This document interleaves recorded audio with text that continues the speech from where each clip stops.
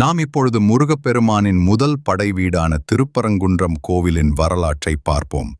இந்த வீடியோவை முழுமையாக பார்த்து ஷரண் பக்தி லைஃப் சேனலை சப்ஸ்கிரைப் பண்ணுங்க. திருப்பரங்குன்றம் சுப்பிரமணிய சுவாமி கோவிலின் கருவறை ஒரு குகை கோவிலாகும். கருவறையில் 5 குகைகள் மலையை குடைந்து அமைக்கப்பட்டுள்ளன.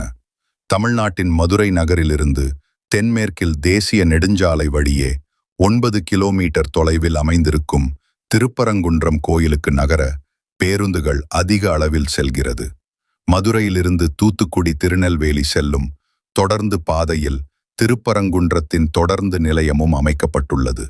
திருப்பரங்குன்றம் கோயிலின் கோபுரம் 46 மீட்டர் உயரம் உள்ளது. கோபுரத்தின் அடிப்பகுதி சிற்ப வேலைப்பாடு மிக்கது. இதன் சிகர பகுதியில் சுதை சிற்பங்கள் காணப்படுகின்றன. முருகப்பெருமானுக்கு சிவபெருமான் தை மாதத்தில் பூச நட்சத்திரத்தன்று காட்சி தந்தார்.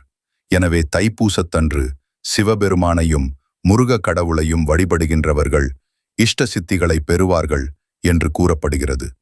எனவே திருப்பரங்குன்றத்தில் தைப்பூச விழா 10 நாட்கள் சிறப்பாக கொண்டாடப்படுகிறது.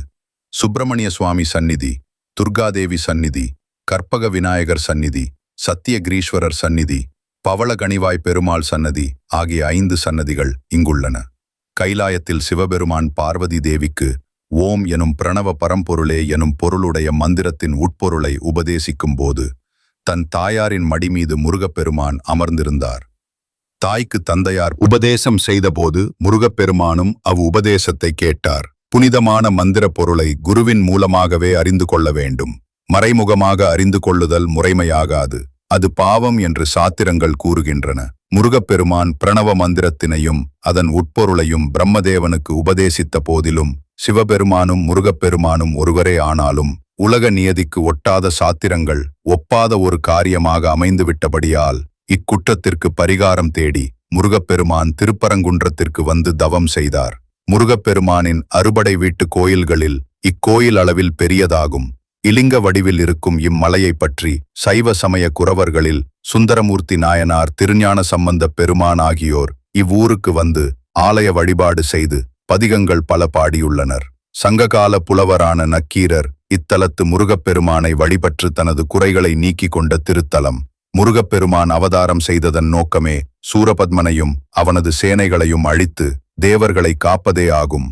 அவ்வண்ணமே முருகப்பெருமான் அவதாரம் செய்து சூரபத்மனை அழித்து அவனை மயிலும் சேவலும் ஆக்கி மயிலை வாகனமாகவும் சேவலை கொடியாகவும் ஏற்றுக்கொண்டருளினார். இதனால் மகிழ்ச்சி அடைந்த தேவர்கள் துயர் களைய பெற்றார்கள். அதனால் முருகப்பெருமானுக்கு தன்னுடைய நன்றியை செலுத்தும் வகையில் இந்திரன் தன் மகளாகிய தெய்வயானையை திருமணம் செய்து கொடுக்க விரும்பினான். இதன்படி முருகன் தெய்வயானை திருமணம் இந்த திருப்பரங்குன்றத்தில் நடந்தது.